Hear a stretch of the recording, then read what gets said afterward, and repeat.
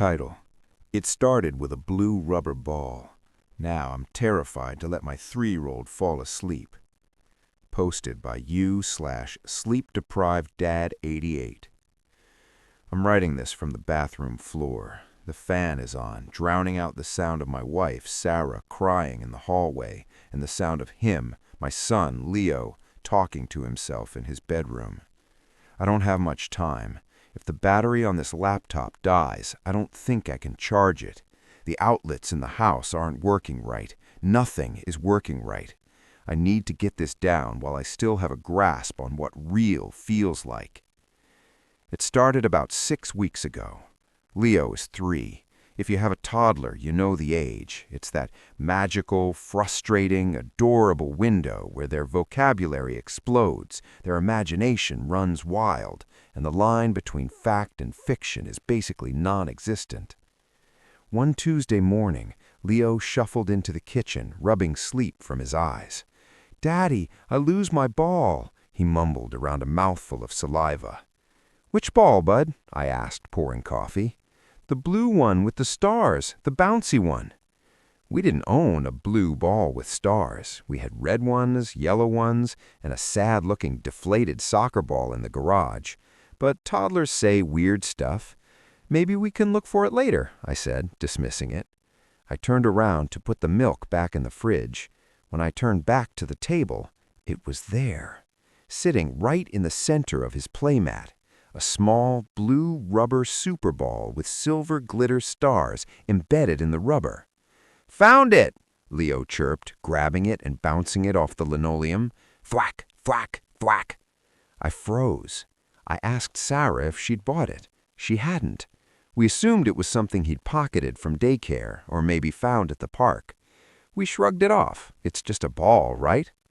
3 days later, it happened again. Leo woke up giggling. "I had a dream about pizza," he announced. "The cheesy kind with the pepperoni circles."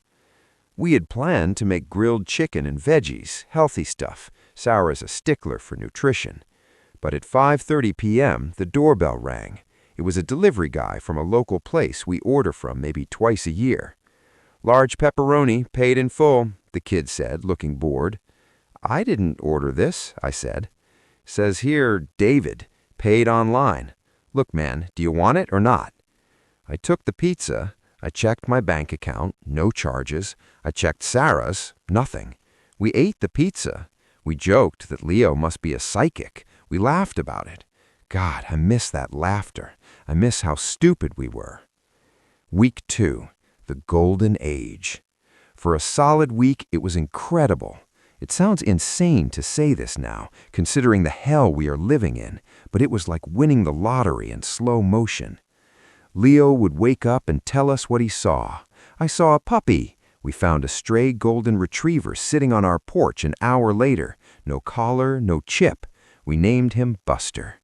"I saw money rain." We went for a walk and found a wind-blown stack of 20s stuck in the hedge, nearly $200.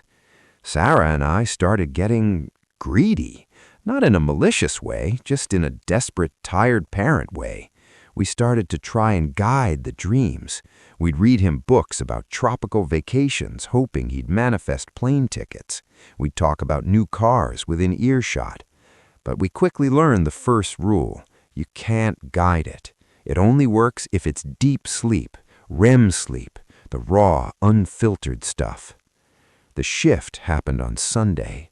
Leo had a fever. Nothing serious, just a low-grade temp that made him toss and turn. He fell asleep on the couch while we were watching a nature documentary about deep-sea creatures. I dozed off in the armchair. I woke up to the sound of splashing, not the faucet dripping, splashing, heavy, rhythmic thuds of water hitting the floor. I sat up. The living room carpet was soaked. The air smelled thick with salt and brine, that heavy, rotten seaweed smell of the ocean at low tide. "Sarah?" I called out. The splashing got louder. I looked down. The floor was covered in 3 inches of water, but it wasn't sitting flat. It was churning, and there were things in it. Small translucent crabs scurrying across the rug. A jellyfish pulsing quietly on top of the coffee table. Leo was thrashing on the couch. "No, too deep, cold," he whimpered. I ran to him and shook him awake. "Leo, wake up, bud." His eyes snapped open. Instantly, the water vanished. The crabs, the jellyfish, the smell of salt, gone. The carpet was bone dry. "Daddy," he rubbed his eyes, "I swam too far." "It's okay," I said, my heart hammering against my ribs. "You're okay." I looked at the coffee table. There was a small circular stain on the wood, a water ring, and right next to it, a single grain of wet sand. That was the first time I felt the fear, because that wasn't just an object appearing. That was an environment. He had overwritten reality just for a moment. Week 4. The Intruder. The dreams got darker. Toddlers process the world in weird ways. They don't understand cause and effect, and they don't understand mortality, but they understand fear. Leo started talking about the Scratchy Man. "Who is the Scratchy Man, Leo?" asked Sarah over breakfast. Leo was aggressively mashing a banana into his toast. "He lives in the closet in my sleep," Leo said casually. "He has long fingers. He makes the noise." "What noise?" Leo stopped mashing. He looked at Sarah with dead flat eyes that didn't belong on a 3-year-old. He opened his mouth and made a sound.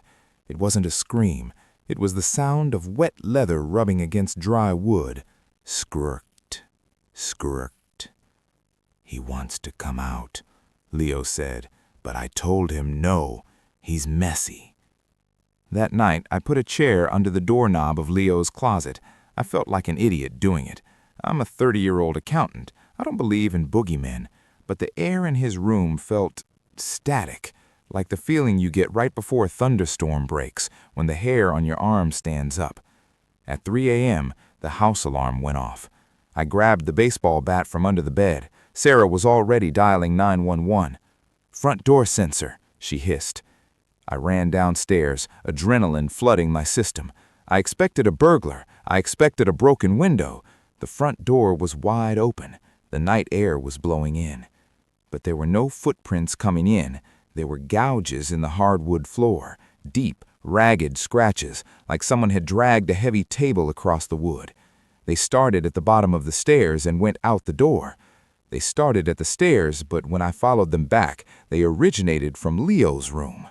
I ran back upstairs. Leo was fast asleep, but the closet door, the one I had wedged shut with a heavy oak chair, was open. The chair had been snapped, not knocked over, snapped. One of the legs was twisted off like a twig. Inside the closet, on the back wall, someone had drawn a face in black crayon, just 2 hollow eyes and a massive, jagged grin.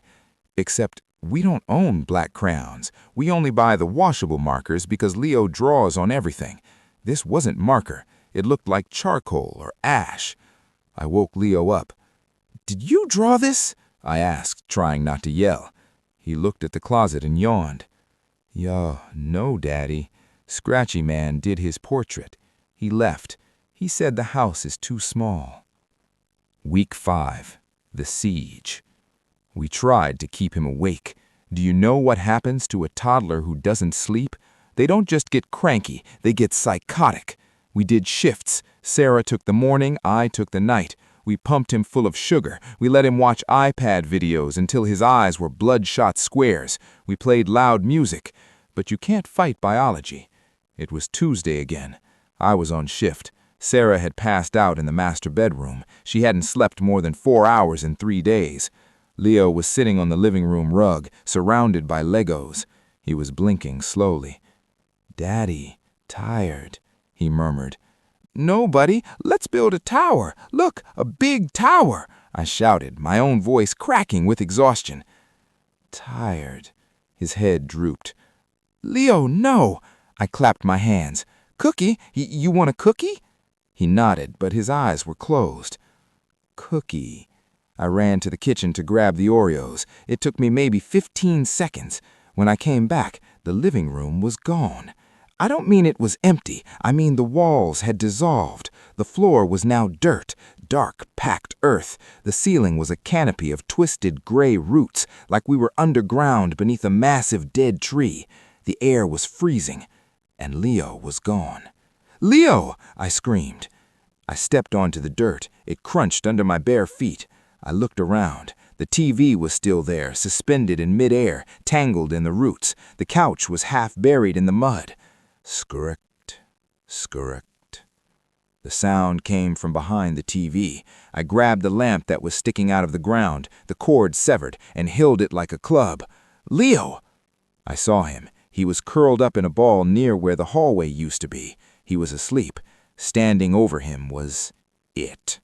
The scratchy man wasn't a man. It was a caricature of a human drawn by a terrified child and given three-dimensional form. It was vibrating like a glitch in a video game. Its limbs were too long, possessing too many joints. Its skin looked like crumpled paper. It leaned over my son, its jaw unhinging, revealing a black void where a throat should be. It inhaled. It wasn't eating him. It was inhaling his dream. It was feeding on the reality Leo was projecting. I charged. "Get away from him!" I swung the lamp. It connected with the creature's arm. It didn't feel like hitting flesh. It felt like a dense cloud of flies. The arm dissipated into black smoke, then instantly reformed, grabbing the lamp and crushing it into powder. The creature turned its head 180 degrees to look at me.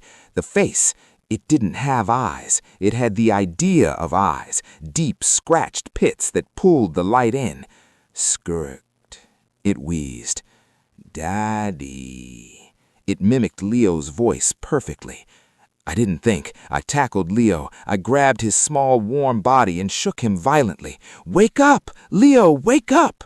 The creature screamed, a sound like metal tearing, and lunged. Leo's eyes flew open. He gasped, taking in a massive gulp of air. Pop! The air pressure in the room dropped so fast my ears popped. The roots vanished. The dirt vanished. We slammed back into the hardwood floor of the living room. I was clutching Leo, breathing hard. The lamp lay broken on the floor, but it wasn't crushed to powder anymore. Just broken. Leo looked at me, tears welling in his eyes. "Daddy, the scratchy man is hungry." "I know, Bud. I know. He says he's going to eat the sun next." Now, that was 3 days ago. Since then, we haven't let him sleep for more than 10 minutes at a time. But we are failing. The manifestations are bleeding through, even when he's awake now. He'll blink, and for a split second, the kitchen knives will turn into snakes. He'll yawn, and the windows will disappear, replaced by brick walls. The boundaries are breaking down. Sarah is in the hallway because she tried to leave an hour ago. She opened the front door, but outside wasn't our street. It was a white void. Just nothing. White, silent nothingness. Leo dreamed the outside world away because he didn't want us to leave. So we are trapped here. Leo is in his room. I can hear him.